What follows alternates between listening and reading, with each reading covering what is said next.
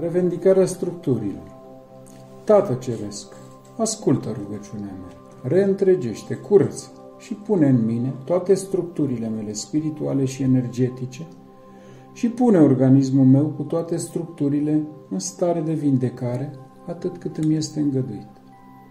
Cu lumina și puterea Duhului Sfânt, te rog pe tine, Doamne, vindecă-mă pe mine de orice infoenergii malefice, concepte, supraconcepte, programe, subprograme, programe de revenire, blesteme, farmeci, moșmoane, descântece, făcături, descântături, orice fel de legături malefice făcute pe aer, apă, foc, lemn, metal, pământ, plasmă, gheață, eter, pe voință, pe credință, pe gândire, pe iubire, pe conștiință, pe sine, pe suflet, pe spor, pe sex, pe bani, pe drumuri, pe animale și pe plante, cu lumină sau cu întuneric, iar toate aceste influențe malefice desfăcute să se ducă unde este voia ta, Doamne.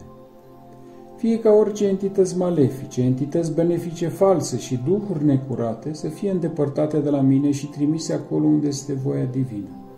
Rog Sfânta Treime să taie orice fel de corzi infoenergetice care nu îmi sunt benefice și să le îndepărteze din câmpurile mele.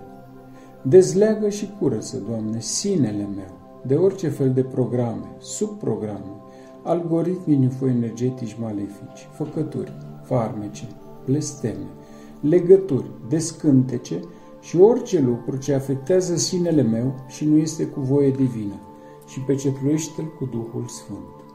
Dezleagă și curăță, Doamne, sufletul meu de orice fel de programe, subprograme, algoritmi infoenergetici malefici, făcături, farmece, blesteme, seneu adăugat malefic, legături, descântece și orice lucru ce afectează sufletul meu și nu este cu voie divină și reîntregește-l, binecuvântează-l și pecetluiește-l cu Duhul Sfânt. Dăm, Doamne, înapoi toți îngerii, ghizii, darurile, sporul, potențialul meu divin, misiunea mea personală, drepturile mele divine, amprentele mele infoenergetice și orice alte structuri care mi-aparțin. Tot harul, inițierile, abilitățile și toate câte am primit în viața asta și în altele, pune-le, Doamne, în mine atât cât este voia Ta, ca eu să-mi pot face misiunea personală pe acest pământ.